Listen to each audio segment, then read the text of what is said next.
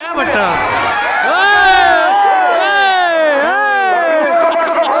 ಬಂತಮ್ಮ ಎಳ್ಕೊಂಬರ್ತಾರೆ ಓ ಮಜಾ ಆಯ್ತು.